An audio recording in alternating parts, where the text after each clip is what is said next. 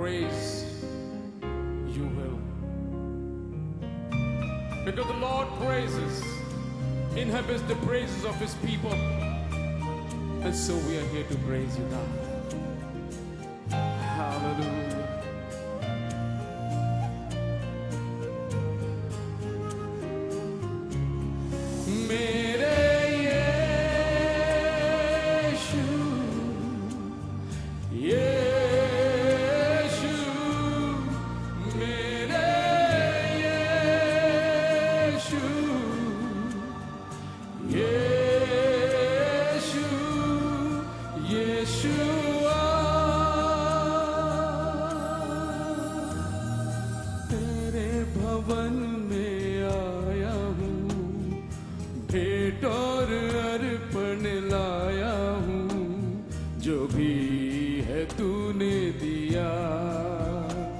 करता हूँ तेरा शुक्रिया,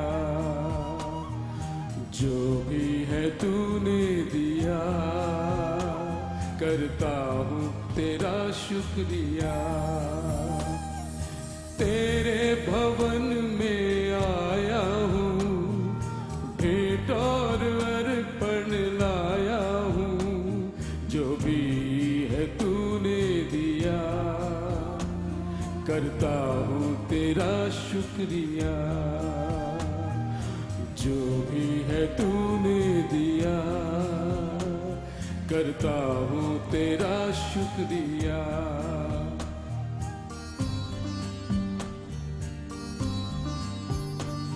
Lord, you have given me anything. You have given me everything, oh God. What am I to give you, Lord? What can we give him? He is the God who's created heaven and earth. It's only praise.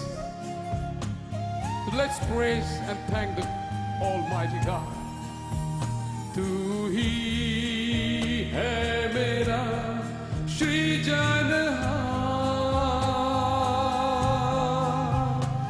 तेरी पावन दया से बसा है जहां। तू पवित्र है प्रभु, तू है महान, तेरी पावन दया करे बार बार। Sing with me. मेरे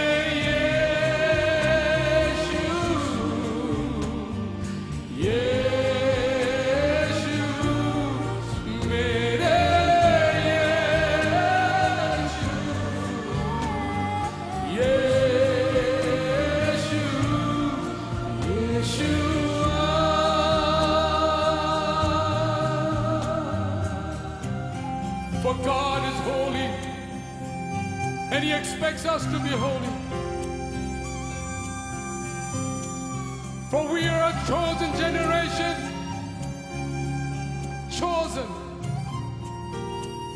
You are a chosen generation, my brothers and sisters, a holy. So let us be holy. Give Him the glory. Hallelujah. Jesus.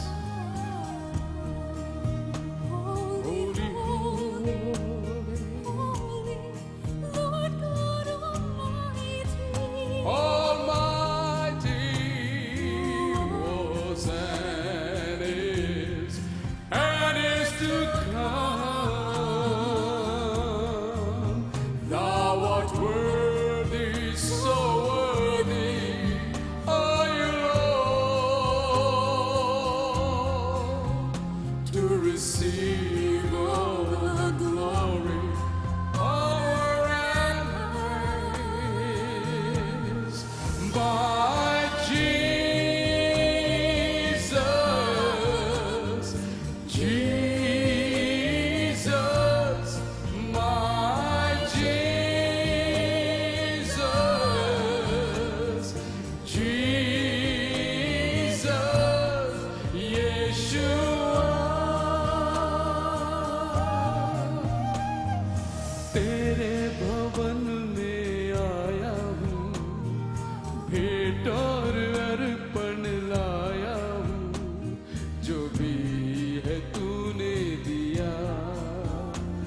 करता हूँ तेरा शुक्रिया,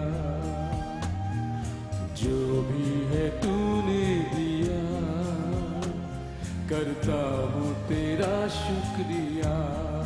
मेरे यीशु,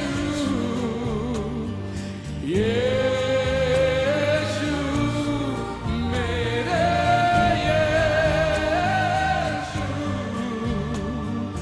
यीशु, यीशुआ, मेरे यीशु, my Jesus, Jesus, my Jesus, Jesus, Yeshua, मेरे यीशु,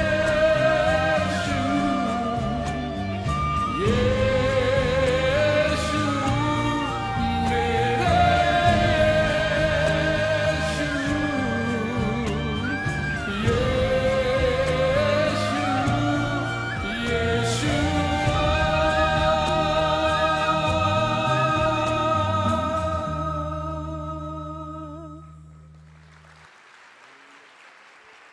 Hallelujah!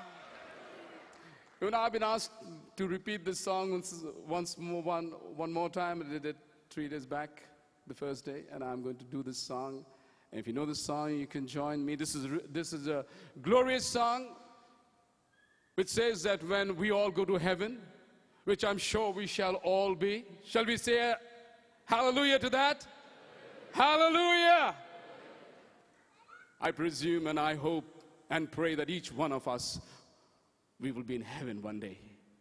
And when we shall be in heaven, we shall meet David, we shall meet Moses, we shall meet Abraham, and we shall meet Jesus Christ. Hallelujah!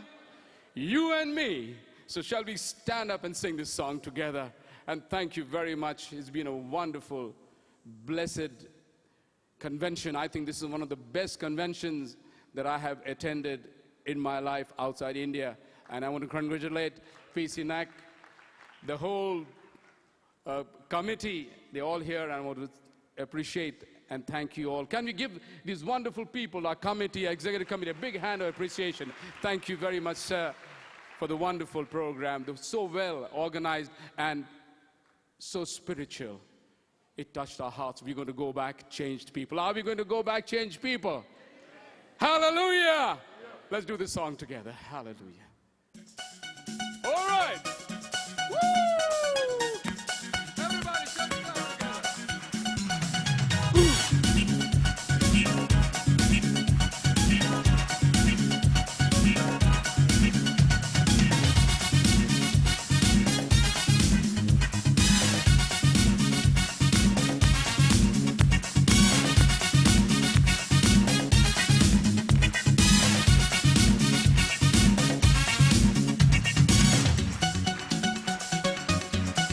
Praise the Lord, hallelujah.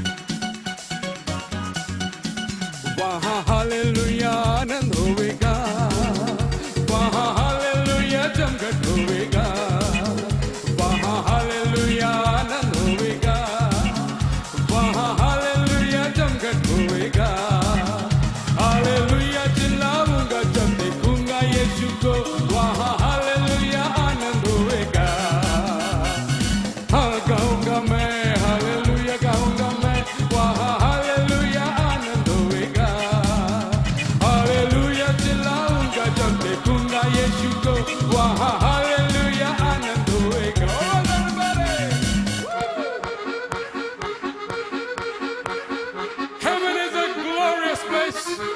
And we shall all be there. Hallelujah!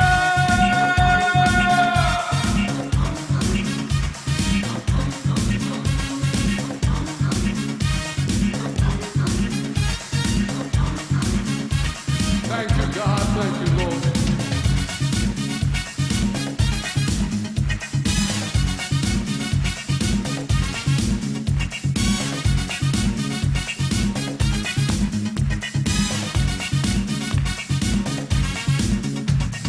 खुशी की जगह होगी, वहाँ आनंद ही आनंद होएगा। वहाँ खुशी की जगह होगी, वहाँ आनंद ही आनंद होएगा। पेतरुस होएगा, पौलुस होएगा, नोआ होएगा, जोना होएगा, इब्राहिम भी वहाँ होएगा और होंगे हम वहाँ। हालेलुया आनंद होएगा। हाँ गाऊंगा मैं, हालेलुया गाऊंगा मैं, वहाँ हालेलुया आनंद होएगा। हालेलुया चिल्लाऊंगा जब देखूंगा यीशु को, वहाँ हालेलुया आनंद होएगा।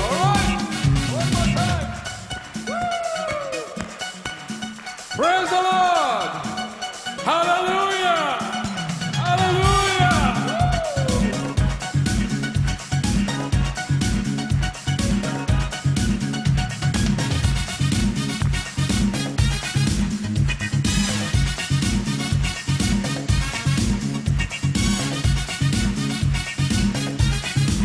Glory, glory, glory. Oh, hallelujah. Terima kasih Mekira Bahata. Hey! वहाँ पर मैं यीशु से मिलूंगा, पेतरुस पानी पर फिर ना चलेगा। वहाँ पर मैं यीशु से मिलूंगा, पेतरुस पानी पर फिर ना चलेगा। दाऊद होएगा, जोना होएगा, नोआ होएगा, पौलुस होएगा, इब्राहिम भी वहाँ होएगा और होंगे हम वहाँ। हालेलुया आनंद होएगा। हाँ गाऊंगा मैं, हालेलुया गाऊंगा मैं, वहाँ हालेलुया आनंद होएगा। हालेलुया चिल्लाऊंगा जब देखूंगा यीशु को, वहाँ हालेलुया आनंद होएगा। Come on everybody! वहाँ हालेलुया जमघट होएगा, वहाँ हालेलुया आनंद होएगा। वहाँ हालेलुया जमघट होएगा, वहाँ हालेलुया आनंद होएगा। हालेलुया चिल्लाऊंगा जब देखूंगा यीशु को, वहाँ हालेलुया आनंद होएगा। हाँ गाऊंगा मैं, हालेलुया गाऊंगा मैं, वहाँ हालेलुया आनंद होएगा। हालेलुया चिल्लाऊंगा जब देखूंगा यीशु को, वहाँ हालेलुया आनंद होएगा। हालेलुया चिल्लाऊंगा जब देखूंगा यीशु को, वहाँ हालेलुया आनंद होएगा। हालेलुया चिल्लाऊंगा जब देखूंगा यीशु को, वहाँ हालेलुया आनंद होएगा।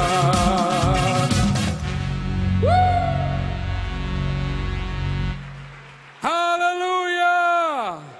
God bless you.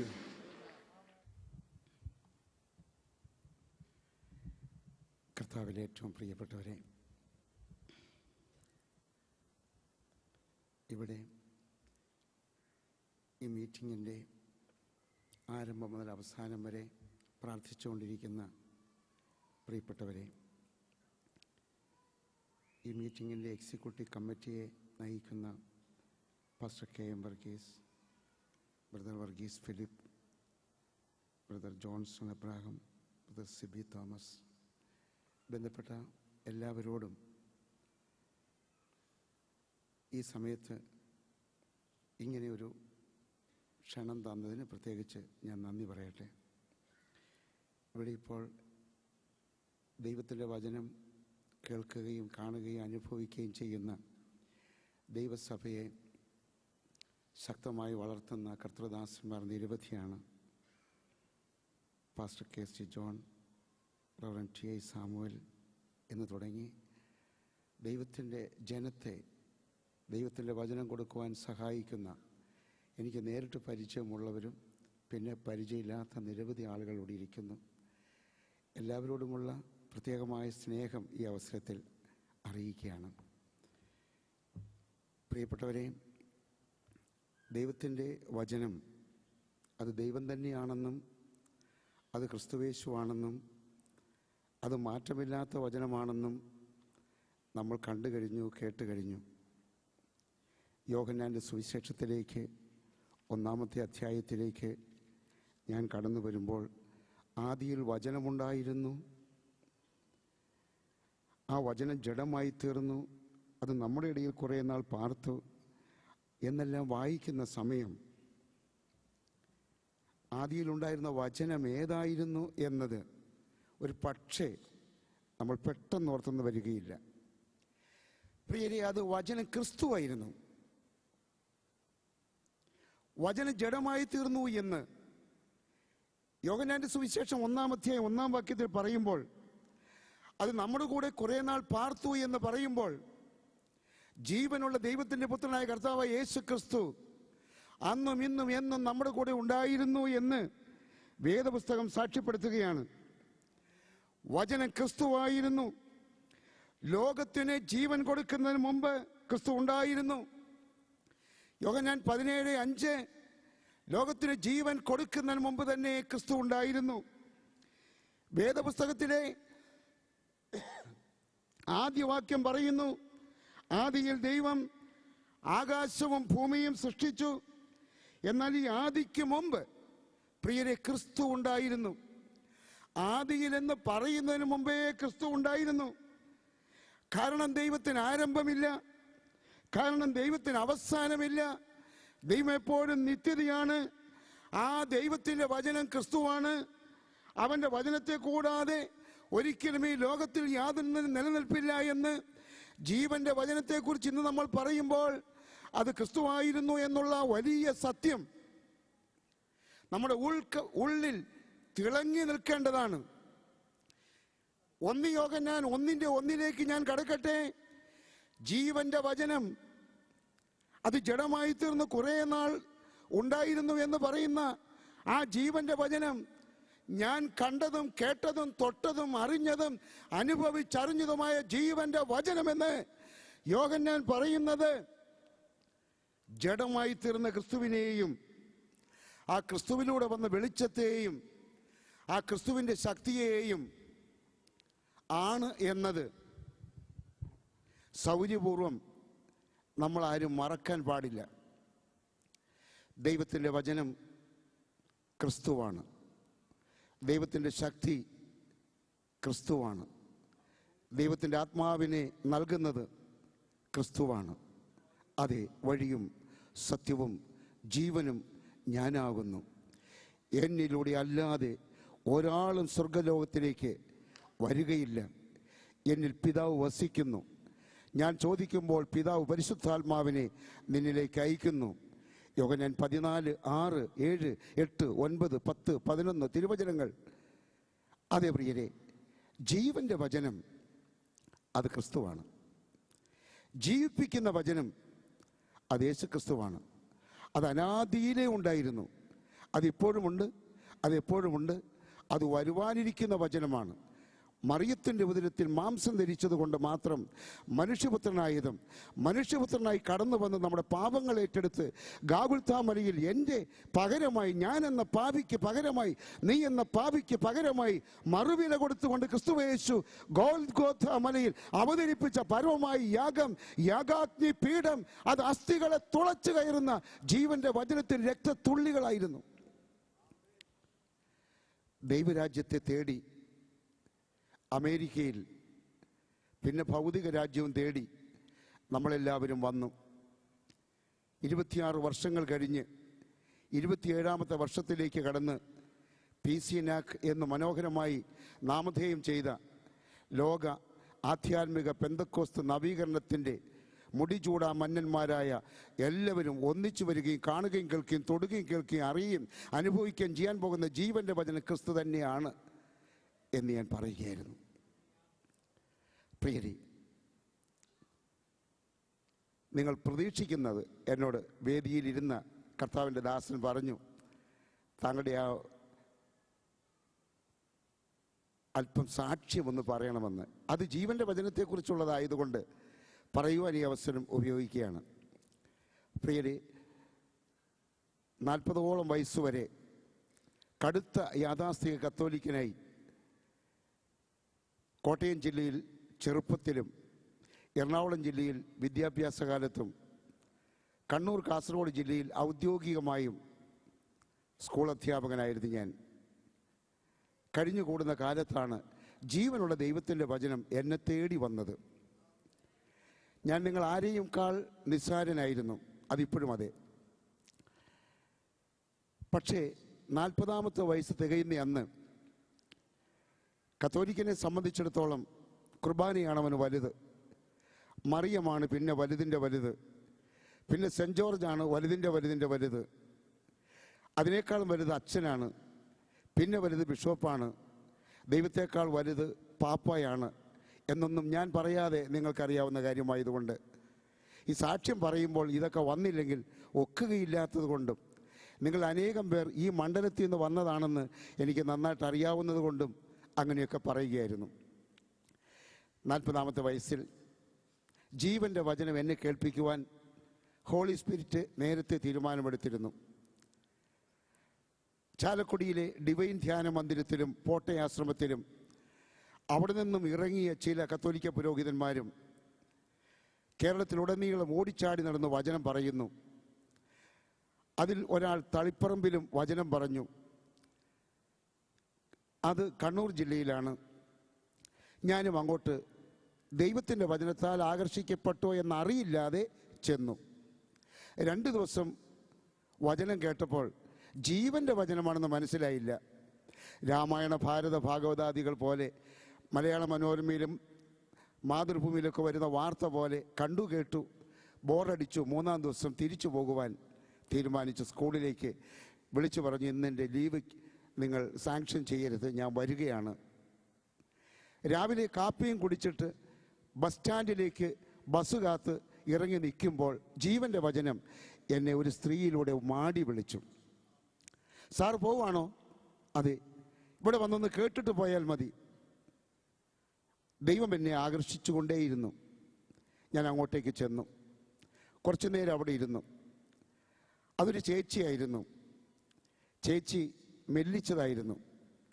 അനുവാദമില്ലാതെ എൻ്റെ മുടികൾക്കിടയിലൂടെ എന്നേക്കാൾ പ്രായമുള്ള ചേച്ചി കൈവിരൽ ഓടിച്ചപ്പോൾ ഒരു ചൂട് എന്നിലേക്ക് കയറിയത് അത് പരിശുദ്ധാത്മാവാണ് എന്ന് എനിക്കറിയില്ലായിരുന്നു. എൻ്റെ കുട്ടിക്കാലത്തെ കുറേ കാര്യങ്ങൾ എന്നോട് സംസാരിച്ചപ്പോൾ അത് ഏതോ മന്ത്രവാദത്താൽ, ഏതോ മയക്കുമരുന്നിനാൽ എന്നൊക്കെ മാത്രമേ ആദ്യം വിചാരിച്ചുള്ളൂ. കുട്ടിക്കാലത്തെ 5-6 സംഭവങ്ങൾ ചോദിച്ചു. ഒന്ന്, ഒരു കോഴി BCG കുത്തിവെച്ച് പഴുത്തത് ഒരത്തിൽ നിന്നും കൊത്തി വലിച്ച് വേദനിപ്പിച്ചപ്പോൾ താഴോട്ട് വെള്ളം പോലെ രക്തം ഇങ്ങനെ ഒഴുകി വന്നത് ഇതെന്താണെന്ന് ചോദിച്ചപ്പോൾ അമ്മ പറഞ്ഞ ആ സംഭവം ചേച്ചിയോട് ഞാൻ തുറന്നു പറഞ്ഞു. ഞങ്ങളുടെ വീട്ടിൽ ദാരിദ്ര്യമായിരുന്നത് കൊണ്ടും ചെറിയ കളവൊക്കെ ചെറുപ്പത്തിൽ നടത്തിയിരുന്നത് കൊണ്ടും ഒരു പൈനാപ്പിൾ അയൽവാസിയുടെ മോഷ്ടിച്ച് പുല്ലും ചാക്കിനകത്ത് വെച്ചുകൊണ്ട് പോയപ്പോൾ ആ പൈനാപ്പിളിൻ്റെ സ്മെല്ല്, മണം ചേച്ചിക്കുണ്ടായത് എന്നോട് പറയുകയും എന്തിനാ മോഷ്ടിച്ചെന്ന് ചോദിക്കുകയും ഒക്കെ ചെയ്ത സംഭവം അതിനകത്ത് പെടുന്നു.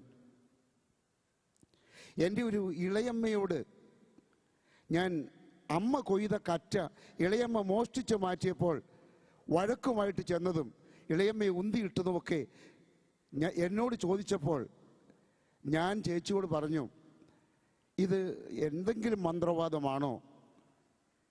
അപ്പോൾ പറഞ്ഞു, അല്ല, ഇത് യേശുവാണ്, ഇത് വചനമാണ്, ഇത് ആത്മാവാണ്, ഇത് എനിക്കും കിട്ടുമോ എന്ന് ചോദിച്ചാൽ നല്ലപോലെ പശ്ചാത്തപിക്കുകയും ജീവനുള്ള ദൈവത്തിൻ്റെ പുത്രനായ ക്രിസ്തുവിനെ, ആത്മാവായ ക്രിസ്തുവിനെ, ശക്തനായ ദൈവത്തെ, ത്രിത്വത്തെ വീണ്ടും ചേച്ചി എടുത്തെടുത്ത് പറഞ്ഞു, ത്രിത്വത്തെ ഇപ്പോൾ തന്നെ ഉള്ളിലേക്ക് സ്വീകരിക്കാൻ ഹൃദയം തുറന്നു വെക്കാമെങ്കിൽ ഇപ്പോൾ നിനക്ക് ഹോളി സ്പിരിറ്റിനെ കിട്ടും. ഞാൻ ഉള്ളുകൊണ്ട് പ്രാർത്ഥിച്ചു, കർത്താവേ എനിക്കെന്താ, ദൈവാത്മാവിനെ എനിക്കും തരണമേ.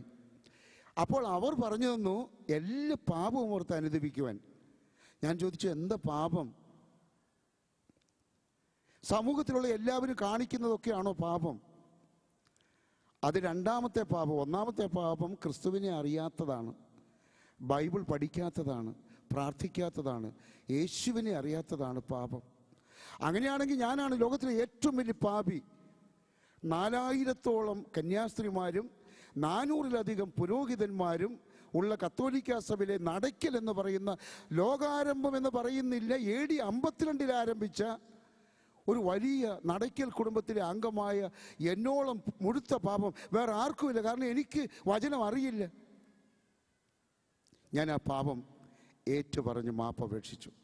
100 തവണ മാപ്പപേക്ഷിച്ചു. ചേച്ചി എന്നോട് പറഞ്ഞു, കണ്ണടച്ചിരുന്ന് പ്രാർത്ഥിക്കൂ. ഞാൻ ചേച്ചിയോട് പറയുവാൻ ദൈവം എന്നെ അനുവദിക്കുകയാണ്. ഒരു 2 ഏക്കറോളം സ്ഥലം, കുറ്റിക്കാടുകൾ അവിടെ ഇവിടെയായിട്ട് കാണുന്നു. അതിൻ്റെ നടുക്ക് ഉയരം കുറഞ്ഞൊരു വീട്, വീടിൻ്റെ കൊലായിൽ ബീഡിയും വലിച്ചുകൊണ്ടൊരു വയസ്സൻ EC ചെയറിൽ അങ്ങനെ ഇരിക്കുന്നു. ചേച്ചി അറിയോ? അത് എൻ്റെ വീടാണ് മോനെ. കർണാടകത്തിലെ ബൈന്ദൂരിൽ ഞങ്ങൾക്കൊരു പ്രോപ്പർട്ടി ഉണ്ട്. അവിടെ ഒരു കുഞ്ഞു വീടുണ്ട്. വീട്ടിൽ എൻ്റെ അപ്പൻ TB പേഷ്യൻറ്റ്. ബീഡി വലി എന്തായാലും നിർത്തിയല്ല. ചേച്ചി, ഇതെങ്ങനെയാണ് ഞാൻ കാണുന്നത്, പറയുന്നത്? ഇതാണ് പരിശുദ്ധാത്മാവ് വന്നാൽ, ജീവൻ്റെ വചനം വന്നാൽ, മറ്റുള്ളവരുടെ ജീവിതത്തിൽ മാനസാന്തരം കൊടുക്കുവാനും ദൈവസ്നേഹം കൊടുക്കുവാനും ആവശ്യമായ കൃപകൾ ഈ ദൈവം തിരഞ്ഞെടുത്തവർക്ക് കൊടുക്കും. ഞാൻ ചേച്ചിയോട് പിന്നെയും കുറേ കാര്യങ്ങൾ പറഞ്ഞു. അപ്പോൾ ചേച്ചി പറഞ്ഞു, പള്ളിക്കകത്തേക്ക് പൊക്കോ, പോയിരുന്ന് പ്രാർത്ഥിച്ചു. പള്ളിക്കകത്തോട്ട് ഇന്നലെ 2 പ്രാവശ്യം കയറി. എനിക്ക് ഇന്ന് കയറാൻ പറ്റുന്നില്ല. വലതുകാലം മുന്നോട്ട് വെച്ചപ്പോൾ ആരോ പിടിച്ച് പുറകോട്ട് വലിക്കുന്നു. ഞാൻ ഓടി ചേച്ചിയുടെ അടുത്ത് വന്നു. ചേച്ചി, എനിക്ക് ആ പള്ളിയിൽ കയറാൻ പറ്റുന്നില്ല. അതേ, ഒത്തിരി ബിംബങ്ങൾ മറിയത്തിൻ്റെയും ജോസഫിൻ്റെയും ഒക്കെ അവിടെ ഇരിക്കുന്ന കൊണ്ട്, ജീവൻ്റെ വചനം സാറിൻ്റെ ഉള്ളിൽ കയറിയത് കൊണ്ട് വചനത്തിന് ഇഷ്ടമില്ല സാർ ഇനി അങ്ങോട്ട് പോകുന്നത്. അതുകൊണ്ട് അവിടെ അപ്പുറത്ത് ബിംബങ്ങളില്ലാത്തൊരു പള്ളിയുണ്ട്, അവിടെ പൊയ്ക്കോ. പ്രിയരെ, ചേച്ചി ബൈബിൾ എടുത്തുകൊണ്ട് വന്നപ്പോൾ, പുറപ്പാട് പുസ്തകം കാണിച്ചപ്പോൾ, 20-ാം അധ്യായം കണ്ടപ്പോൾ, ഒരു വിഗ്രഹം ഉണ്ടാക്കരുതെന്ന് അവിടെ വായിച്ചപ്പോൾ, വെള്ളത്തിനടിയിലാണെങ്കിലും ഭൂമിക്ക് മുകളിലാണെങ്കിലും ഒന്നും നോക്കണ്ട, ഒന്നും കാണണ്ടെന്ന് പറഞ്ഞപ്പോൾ, ജീവിതത്തിൽ ആദ്യമായി കത്തോലിക്ക പള്ളിയോട് ആത്മീയമായി ടാറ്റ പറഞ്ഞു. 2-ാമത്തെ പള്ളിയിലേക്ക് ഞാൻ ചെന്നു. അവിടെ ഒരു കുരിശിങ്ങനെ വെച്ചിട്ടുണ്ട്, ഒരു കുരിശ് മാത്രം. ചേച്ചി പറഞ്ഞു വിട്ടു, നീ ആ സാധനത്തെ നോക്കണ്ട, അത് തടിയ. പണ്ട് കർത്താവായ യേശുവിനെ കൊല്ലുവാൻ വേണ്ടി ഉപയോഗിച്ചതാണ്. തടി ആരെയും രക്ഷിക്കുകയില്ല. അതിൽ മരിച്ച ക്രിസ്തുവിൻ്റെ രക്തം മാത്രമേ രക്ഷിക്കുകയുള്ളൂ. അതുകൊണ്ട് നീ അങ്ങോട്ട് നോക്കണ്ട, എന്തെങ്കിലും ഒന്ന് വേണമെന്നും പറഞ്ഞ് അവിടെ വെച്ചിരിക്കുന്നതാണ്. ഞാൻ അങ്ങോട്ട് പോയി, തടിക്കിട്ട് നോക്കിയില്ല, കുത്തിയിരുന്നു, പ്രാർത്ഥിക്കാൻ തുടങ്ങി. യോഹന്നാൻ 8:12. എടി, ഇപ്പം ഈ വിമാനത്താവളത്തിലൊക്കെ എഴുതി കാണിക്കുന്നു പലതും. ഇത്ര സമയത്ത് ഫ്ലൈറ്റ് വരും, ഇത്ര ഗേറ്റാണ്. അന്നിതാ യോഹന്നാൻ 8:12 എഴുതി വച്ചിരിക്കുന്നു. ഞാൻ ലോകത്തിൻ്റെ പ്രകാശമാണ്, എന്നെ അനുഗമിക്കുന്നവൻ അന്ധകാരത്തിൽ നടക്കുകയില്ല. കുറച്ച് കഴിഞ്ഞപ്പോൾ അത് കാണുന്നില്ല. ഞാൻ ചേച്ചിയുടെ അടുത്തേക്ക് ഓടി. ചേച്ചി, ഇതെന്താണ് ഇങ്ങനെ വചനം ഇങ്ങനെ എഴുതി വെക്കുന്നു, പിന്നെ ആരോ മായ്ച്ചു കളയുന്നു? അതേ, ജീവൻ്റെ വചനം വായിക്കാനും പറയാനും കേൾക്കാനും പറയാനും കേൾപ്പിക്കാനും നിനക്കൊരു ഗിഫ്റ്റ് ദൈവം തരികയാണ്. പരിജ്ഞാനത്തിലേക്ക് നയിക്കാൻ സാധ്യതയുണ്ട്. വളരെ ഉത്സാഹിച്ച് ചെയ്തോ. 3 കാര്യങ്ങൾ മറക്കരുത്. സിൻ ഉണ്ടാകരുത്, ഇനി പാപം ഉണ്ടാകരുത്. പാരമ്പര്യത്തെ മറക്കണം. അപ്പൊ ചേച്ചി ഇങ്ങനെ ഈ പള്ളിയിൽ അച്ഛൻ, പള്ളി കന്യാസ്ത്രീ എന്നും പറഞ്ഞ് നിൽക്കുന്നു. എൻ്റെ വിളി അല്ല നിന്റെ വിളി, നിന്റെ വിളിയുടെ കാര്യമാണ് ഞാൻ പറയുന്നത്.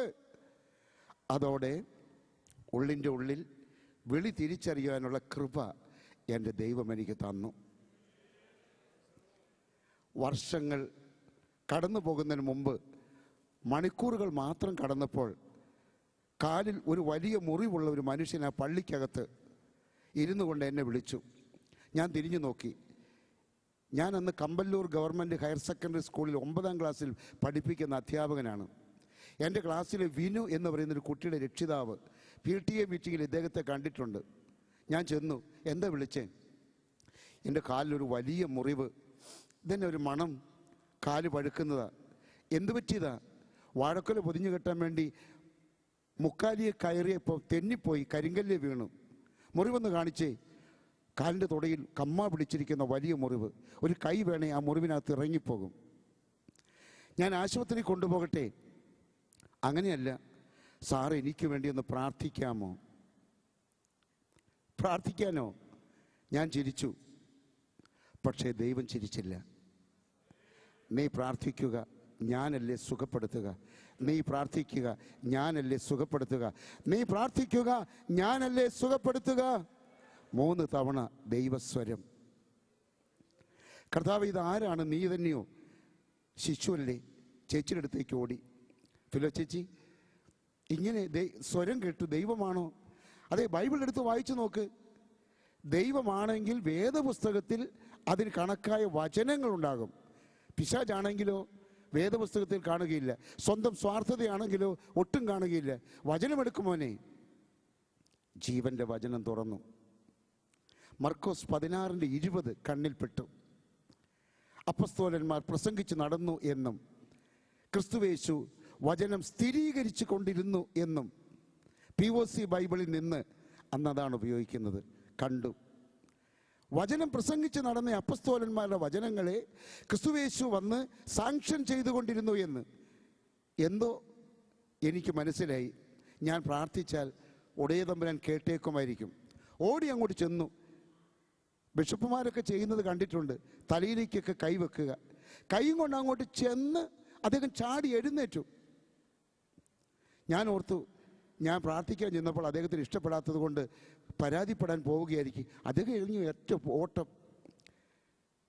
ധ്യാനഗുരു, ഒരച്ഛൻ, പിന്നെ സിസ്റ്റർ, 88 പേര് ധ്യാനിക്കുന്നു. എല്ലാവരും കൂടി കുറച്ച് കഴിഞ്ഞപ്പോൾ ഇറങ്ങി ഇങ്ങോട്ട് വന്നു. ഞാൻ ഓർത്ത് എൻ്റെ കാര്യം പോക്കാണ്. ഞാൻ പ്രാർത്ഥിച്ചത് നിയമവിരുദ്ധമായി കാണും. അവരെന്നെ ഇനിയിപ്പോൾ എന്താ ചെയ്യാൻ പോകുന്നേ? വന്നിട്ട് ഫിലോ ചേച്ചി പറഞ്ഞു, മുട്ടുമേ നിൽക്കേ. നിന്നു. എല്ലാവരോടും ശക്തമായിട്ട് പ്രാർത്ഥിച്ചു. കാരണം ആ മുറിവ് യേശുവിൻ്റെ കൃപയാൽ ഉണങ്ങിപ്പോയായിരുന്നു. പ്രാർത്ഥിക്കാൻ തുടങ്ങുന്ന സമയത്ത് തന്നെ ആ സെക്കൻഡിൽ തന്നെ ഉണങ്ങിപ്പോയിരുന്നു. ഇത് കണ്ട ചേച്ചി ഓടി വന്ന് മറ്റുള്ള എല്ലാവരും ചേർന്ന് എന്നെ ബ്ലസ് ചെയ്തുകൊണ്ട് പ്രാർത്ഥിച്ചു. ആ ധ്യാനം അവിടെ തീരുന്നതിന് മുമ്പ് എന്നെക്കൊണ്ട് ക്ലാസ് എടുപ്പിച്ചു. ബൈബിൾ കണ്ടിട്ടില്ലാത്ത എന്നെക്കൊണ്ട് ഞാൻ എടുത്തു എന്നത് ഒരു സാഹസം പോലെ ഇപ്പോൾ ഓർമ്മിക്കുകയാണ്. 5 ദിവസം കഴിഞ്ഞു. വീട്ടിലേക്ക് പോകുന്നതിന് മുമ്പ് ഫിലോ ചേച്ചി പറഞ്ഞു, അന്ന് അമ്മ കൊയ്ത കറ്റയ്ക്ക് കയറിപ്പിടിച്ച ഇളയമ്മയോട് പോയി മാപ്പ് അപേക്ഷിച്ചിട്ട് സ്കൂളിലോ വീട്ടിലോ പോയാൽ മതി. ഞാൻ പറഞ്ഞു, ഇളയമ്മ മരിച്ചുപോയി. സാരയില്ല, ഇളയമ്മയെ സംസ്കരിച്ചെടുത്ത് ചെല്ലുക. അയ്യോ, അത് കോട്ടയം ജില്ലയിൽ മുട്ടുചിറ എന്ന സ്ഥലത്താണ്. അതൊന്നും സാരില്ല, അവിടെ ചെന്ന് ഇളയമ്മ അവിടെ ഉണ്ടെന്ന് ഭാവിച്ച് മാപ്പ് അപേക്ഷിച്ചിട്ട് നീ പോയാൽ മതി. ഞാൻ നേരെ തളിപ്പറമ്പിൽ നിന്ന് കണ്ണൂർ വന്ന് ട്രെയിനിൽ കയറി പിറ്റേ ദിവസം രാവിലെ പെർവൺ റോട്ടിൽ ഇറങ്ങി അവിടെ നിന്ന് കിട്ടിയ ബസ്സിന് മുട്ടുചിറ ശവസംസ്കാര കോട്ടയ്ക്കകത്ത് ചെന്ന് കാണിച്ച സാഹസമൊന്നും പറയണ്ട.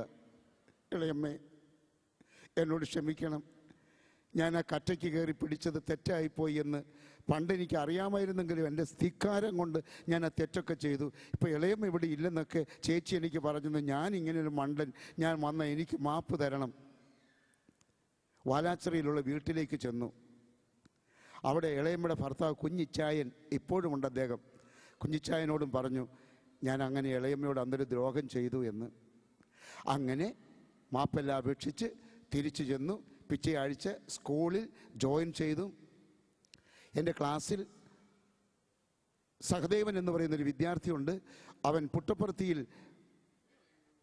ഹാർട്ട് തുറന്ന് ശസ്ത്രക്രിയ ചെയ്യുവാൻ വേണ്ടി സമയം കാത്ത് SLC പരീക്ഷ കഴിയാനിരിക്കുകയാണ്.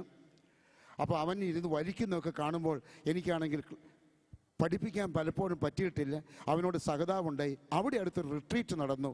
റിട്രീറ്റിന് ഞാൻ പോയി സഹദേവന് വേണ്ടി ഇരുന്ന് പ്രാർത്ഥിക്കുകയാണ്. അപ്പോൾ സ്റ്റേജിൽ നിന്ന് ഒരു അനൗൺസ്മെൻറ്റ്, ഒരധ്യാപകൻ്റെ പ്രാർത്ഥന സ്വർഗത്തിൽ മുഴങ്ങിയിരിക്കുന്നു. കുട്ടിയുടെ ഹൃദയത്തിന് എന്തോ കുഴപ്പമുള്ളതാണ് അധ്യാപകൻ പ്രാർത്ഥിക്കുന്നത്. അത് ശരിയായിരുന്നു. ഞാൻ സഹദേവന് വേണ്ടി പ്രാർത്ഥിച്ചുകൊണ്ടിരിക്കുക. എനിക്കത് കേട്ടപ്പോൾ, എൻ്റെ ദൈവമേ, നീ ഇത്ര വലിയവനാണല്ലോ, ഹൃദയഗതികൾ അറിയുന്നുവല്ലോ, എന്തൊരു സമ്മാനമാണ് നീ എനിക്ക് തരുന്നത്. കൂടുതൽ പാപബോധമുള്ളവനായി, കൂടുതൽ പശ്ചാത്തപിക്കുന്നവനായി റിട്രീറ്റ് അവിടെ നിർത്തിവെച്ചു.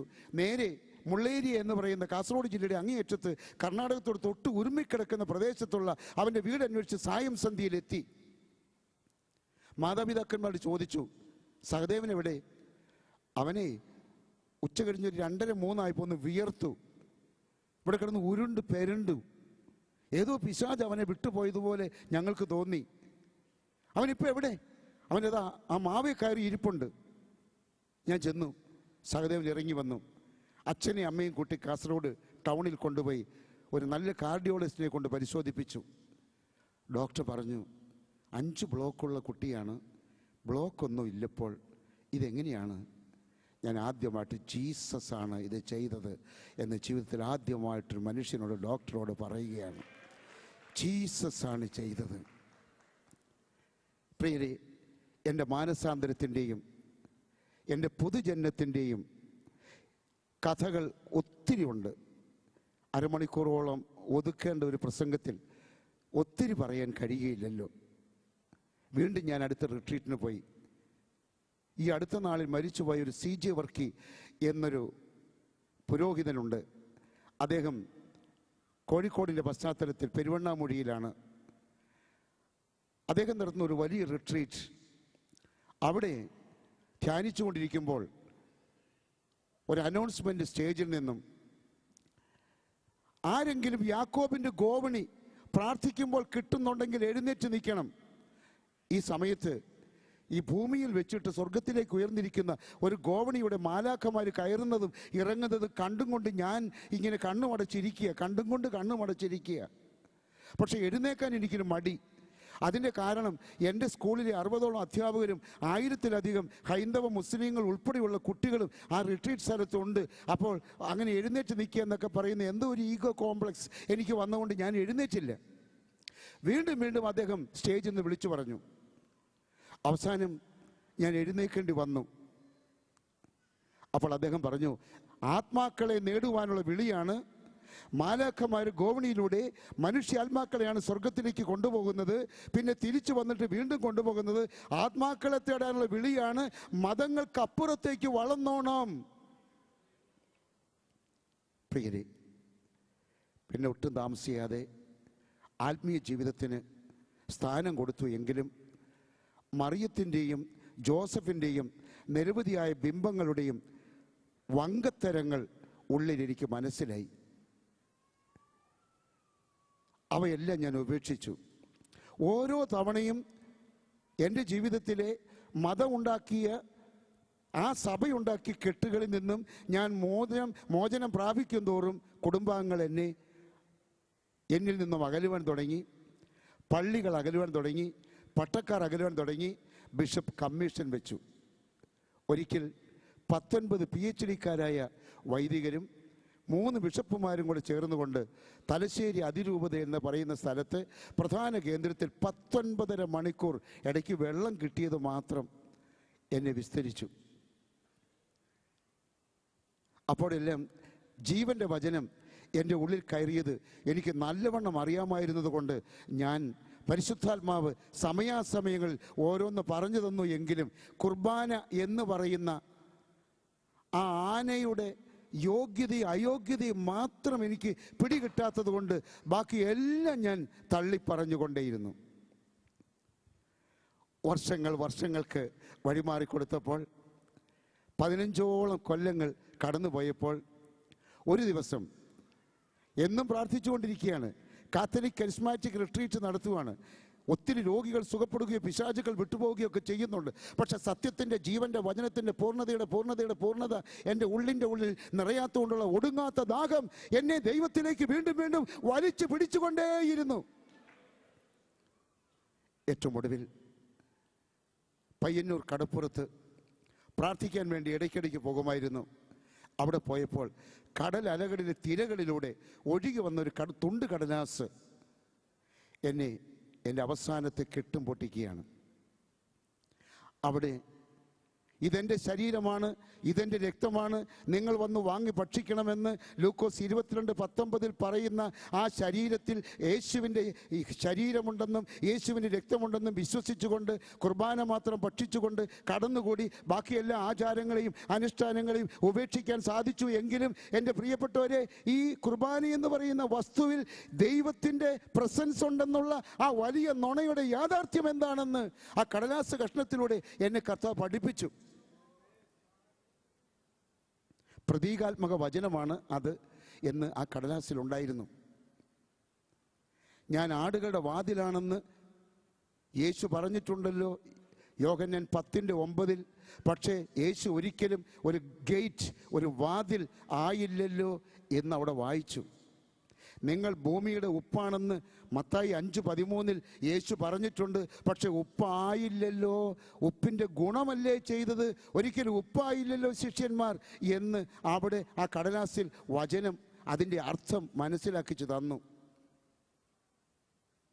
നിരവധി ഉദാഹരണങ്ങളിലൂടെ കർത്താവ് പറയുന്നത് ചിലതെല്ലാം ഡയറക്റ്റ് മീനിങ് ആണെന്നും ബാക്കി ഹോളി സ്പിരിറ്റ് നമ്മളെ പഠിപ്പിക്കേണ്ട ഇൻഡയറക്റ്റ് മീനിങ് ആണെന്നും എന്നെ പഠിപ്പിച്ചതോടുകൂടി പിന്നെ താമസിച്ചില്ല. എനിക്ക് ഇവിടെ വേദിയിലിരിക്കുന്ന പാസ്റ്റർമാരെ പോലെയോ ഇവിടെ ഇരിക്കുന്ന പാസ്റ്റേഴ്സിനെ പോലെ എനിക്ക് ആരെയും അന്ന് പരിചയമില്ല. ജനിച്ചത് അൽഫോൻസായുടെ നാട്ടിൽ, വളർന്ന അതുപോലെ ഒരു സ്ഥലത്ത്. അതുകൊണ്ട് പെന്തക്കോസ്ത് ആധ്യാത്മികതയെക്കുറിച്ചൊന്നും അറിയാത്തത് കൊണ്ട് ആകെ അറിയാവുന്നത് DGS ദിനകരനെയാണ്. പയ്യന്നൂരിന്ന് സത്യം അറിഞ്ഞ ഉടനെ അടുത്ത നിമിഷത്തിൽ നേരെ അദ്ദേഹത്തെ തേടിപ്പോയി. അദ്ദേഹം വളരെ വിമ്മിഷ്ടപ്പെട്ടു സ്നാനം തരുവാൻ. എങ്കിലും സ്നാനമേറ്റിട്ടാണ് എൻ്റെ പ്രിയരെ ഞാൻ മടങ്ങി തിരിച്ച് സത്യത്തിൻ്റെ പൂർണ്ണതയിലേക്ക് വന്നത്.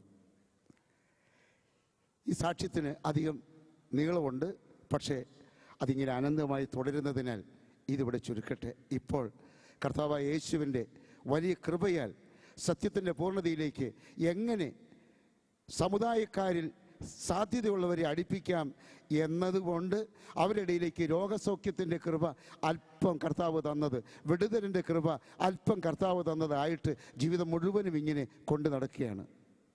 എവിടെയും എല്ലാ ലക്ഷ്യവും എങ്ങനെയെങ്കിലും ഒരു സമുദായക്കാരൻ്റെ ഉള്ളിൽ ഈ സത്യമൊന്ന് കൊടുക്കാൻ പറ്റുമോ, അതിന് കർത്താവ് കൃപയാൽ തന്ന വിടുതലിൻ്റെ കുഞ്ഞു കുഞ്ഞു കൃപകളെ ഉപയോഗിച്ചുകൊണ്ട് ഇങ്ങനെ നടക്കുമ്പോൾ ഒരിക്കൽ ഞങ്ങൾ ഒരു റിട്രീറ്റിന് വേണ്ടിയിട്ട് ദൂരേക്ക് പോയപ്പോൾ 9 പൊതി ചോറ് വൈഫ് തന്നുവിട്ടു. ഞങ്ങൾ 8 പേരാണ് യാത്ര ചെയ്യുന്നത്. അപ്പം ഞാൻ ചോദിച്ചു, ഒരു പൊതി ചോറ് എന്തിനാ? വല്ല പാവപ്പെട്ടവരും വന്നാൽ, ഇനി വന്നില്ലെങ്കിൽ കർത്താവ് തന്നെ നേരിട്ട് നിങ്ങൾ ഉണ്ണുമ്പം വന്നാൽ എന്തോന്ന് കൊടുക്കും? ഞങ്ങളവിടെ തോട്ടട എന്ന് പറയുന്ന സ്ഥലത്ത് 11 മണി രാത്രിയായ സമയത്ത് പ്രാർത്ഥിച്ചുകൊണ്ട് ചോറുണ്ണാൻ വേണ്ടി ഇരുന്നു. 8 പേരും കൂടെ പൊതി അഴിച്ചു വെച്ചു. നടുക്കൊരു പൊതി വെറുതെ ഇരുന്നു. ഈ സമയത്ത് പ്രിയപ്പെട്ടവരെ, അങ്ങോട്ടേക്ക് ജീവൻ്റെ വചനമായ ക്രിസ്തുവാണ് എന്ന് ഞാൻ വിചാരിക്കുന്നു, ഒരു യുവാവ്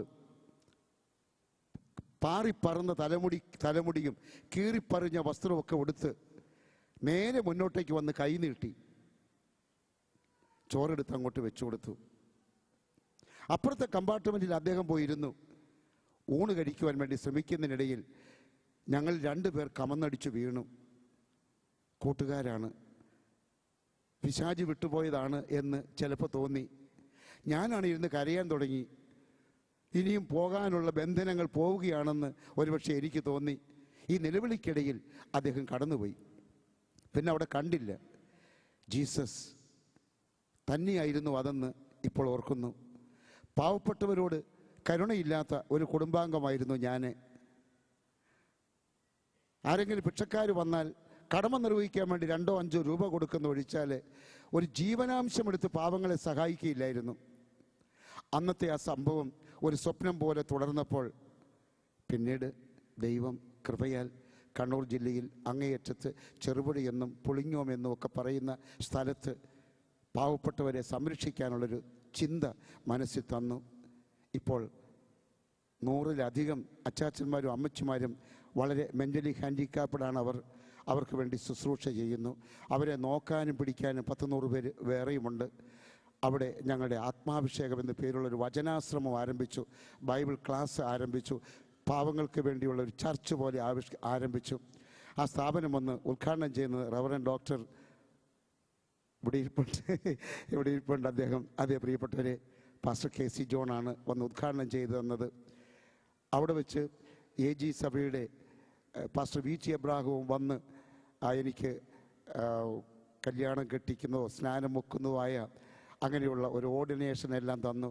അങ്ങനെ ഡിസംബർ 2008 ഫെബ്രുവരി 8 മുതൽ 2009 ഫെബ്രുവരി 8 വരെയുള്ള ഒരു കൊല്ലം കൊണ്ട് ആ സ്നാനക്കുളത്തിൽ എൻ്റെ കൈക്കീഴിൽ 3400 പേർ സ്നാനമേറ്റു. ഇപ്പോൾ അവിടെ സമീപത്തുള്ള ഇവർ 3400-ൽ 3000 പേര് കത്തോലിക്കരാണ്. ദൈവത്തിൻ്റെ കൃപയാൽ അവരോരോരുത്തരും അവർക്കിഷ്ടമുള്ള ചർച്ചിൽ പോയി ദൈവത്തെ ആരാധിക്കാനാണ് ഞങ്ങൾ അന്നും ഇന്നും പറഞ്ഞു കൊടുക്കുന്നത്. നിങ്ങൾക്കിഷ്ടമുള്ള ചർച്ചിൽ, ചർച്ച് ഓഫ് ഗോഡിലാകാം, ഷാരോണിലാകാം, സ്വതന്ത്ര സഭയിലാകാം, AGയിലാകാം, IPCയിലാകാം, ദൈവസഭയിൽ പോയി നിങ്ങൾ ദൈവത്തെ ആരാധിച്ചോ എന്ന് പറഞ്ഞ് അന്നും ഇന്നും എന്നും ഈ ശുശ്രൂഷ ഇങ്ങനെ തുടരുകയാണ്. പ്രിയമുള്ളവർ, ഒരു നിമിഷം എന്നോട് ക്ഷമിക്കണം, ഞാൻ പറയുന്ന കാര്യം ശ്രദ്ധിക്കണം. തോള് മുതൽ താഴോട്ട് കൈക്ക് നീരോ വേദനയോ ഞരമ്പ് വീക്കമോ ഉള്ള ചില മനുഷ്യർ ഇവിടെ ഇരിക്കുന്നുണ്ടല്ലോ. തോളിലും കൈക്കുമൊക്കെ ചെറിയ ചെറിയ വേദനയും കൈ ഇങ്ങനെ ശരിക്ക് പൊങ്ങില്ലാത്തവരും ചിലരോട് ഇരിക്കുന്നുണ്ടല്ലോ. അവരൊന്ന് യേശുവിൻ്റെ നാമത്തിൽ ഇപ്പോൾ പ്ലീസ് എഴുന്നേറ്റ് നിന്നാട്ടെ. ഇനിയുമുണ്ടല്ലോ, ധൈര്യമായിട്ട്. ഇതൊരു ശുശ്രൂഷയാണ്, ഇതിങ്ങനെയാണ്. നിങ്ങളങ്ങ് അക്സെപ്റ്റ് ചെയ്താൽ മതി, വേറെ പ്രശ്നമൊന്നുമില്ല. പ്രിയപ്പെട്ടവരെ, ജീവൻ്റെ വചനം നിങ്ങളുടെ തോളിലും കയ്യിലും ആത്മാവായി കത്തി പടരാൻ പോവുകയാണ്. ഈ നിമിഷത്തിൽ നിങ്ങൾക്ക് സൗഖ്യം കിട്ടാൻ വേണ്ടിയാണ് പോവുകയാണ്. കർത്താവിൻ്റെ ദാസന്മാർ എല്ലാവരും ചേർന്ന് പ്രാർത്ഥിക്കുക.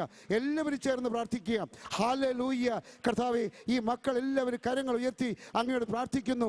ഇപ്പോൾ ഇവിടെ നിൽക്കുന്ന ഈ ഓമന മക്കൾ, അങ്ങയുടെ മക്കൾ, ഇപ്പോൾ ജീവന്റെ വചനം ആ തോളിൽ കയറി, ആ കൈകളിൽ കയറി, ആ മസിൽസ് കയറി, ആ ഞരമ്പുകളിൽ കയറി ഇപ്പോൾ തന്നെ കർത്താവ് ഇപ്പോൾ തന്നെ ഇവർ സുഖപ്പെടട്ടെ എന്ന് പ്രാർത്ഥിക്കുന്നു. യേശുവേ, ഹല്ലേലൂയ, ഹല്ലേലൂയ, ഹല്ലേലൂയ, ഹല്ലേലൂയ.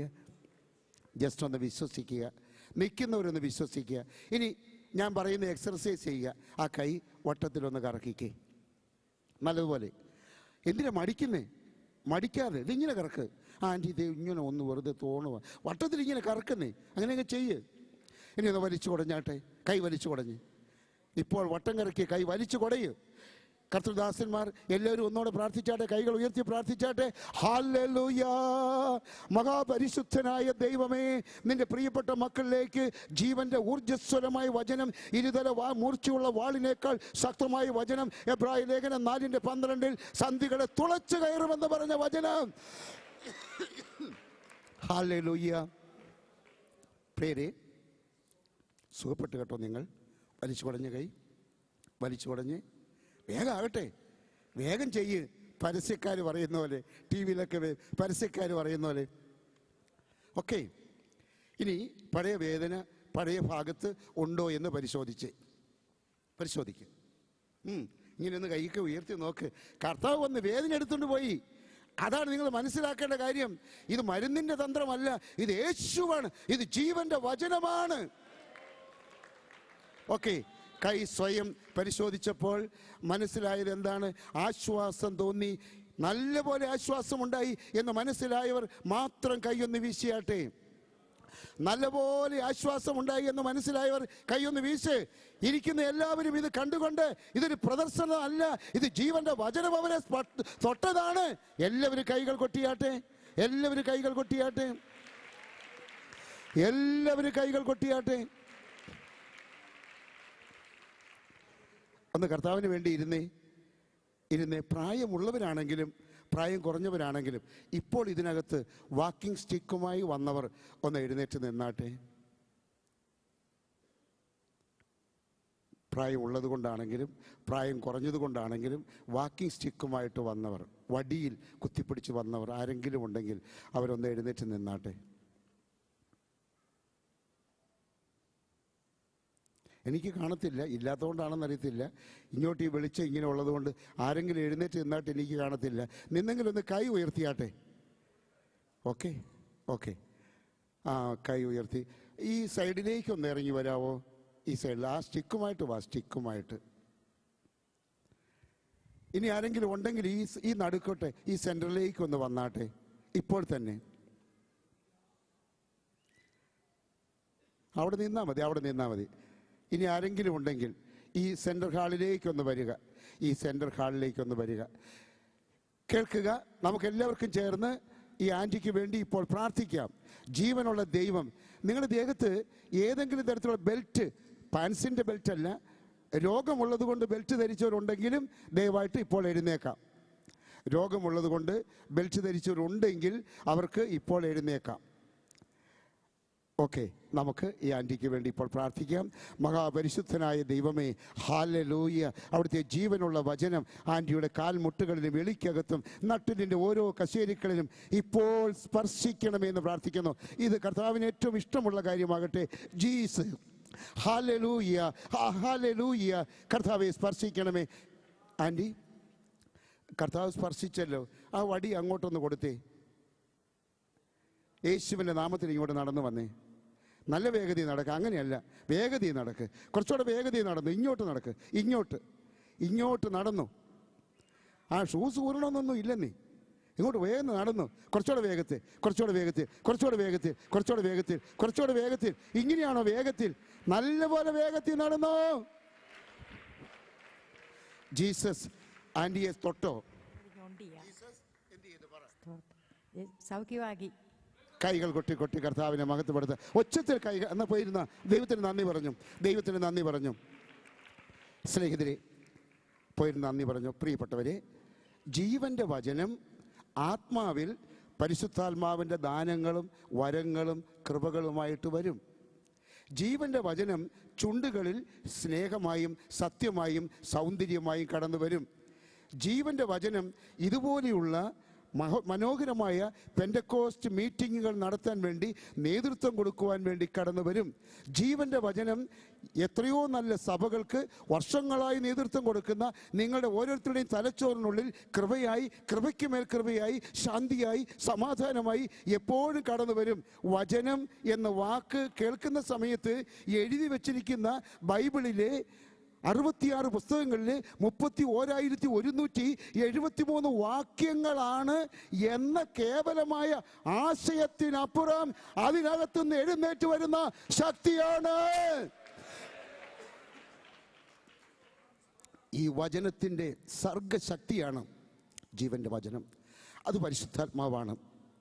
കർത്താവിൻ്റെ പ്രിയപ്പെട്ട പ്രസംഗകൻ പറഞ്ഞതുപോലെ അസ്ഥികളുടെ താഴ്വരയിൽ അത് അങ്ങനെ പ്രവർത്തിച്ചു. എൻ്റെ ഹൃദയത്തിൻ്റെ താഴ്വരയിൽ ഇതിങ്ങനെ പ്രവർത്തിക്കുന്നു. നിങ്ങൾ ഓരോരുത്തരുടെയും ഹൃദയത്തിൻ്റെ അകത്തളങ്ങളിൽ ഈ ഹോളി സ്പിരിറ്റിൻ്റെ വചനം ഓരോ തരത്തിൽ പ്രവർത്തിക്കുന്നു. അത് നൂറ്റാണ്ടുകളോളം പ്രവർത്തിച്ചു.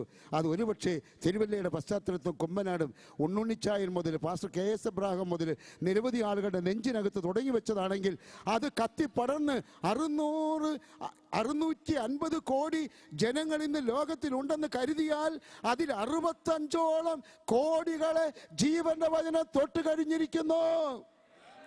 ജീവന്റെ വചനം തൊട്ട് കഴിഞ്ഞിരിക്കുന്നു.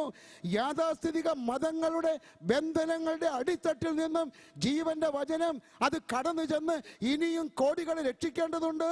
ആ വലിയ സദ്വാർത്ത പേറിക്കൊണ്ട് PC നാക്ക് അടുത്ത കൊല്ലവും അതേ 100,000 കൊല്ലങ്ങളിൽ ഇവിടെ വളരണം. ജീവാത്മാവ് അതിനെ അനുവദിക്കട്ടെ എന്ന് പ്രാർത്ഥിച്ചുകൊണ്ട് ഈ പ്രസംഗം ഇപ്പോൾ ചുരുക്കി ഏൽപ്പിക്കുന്നു.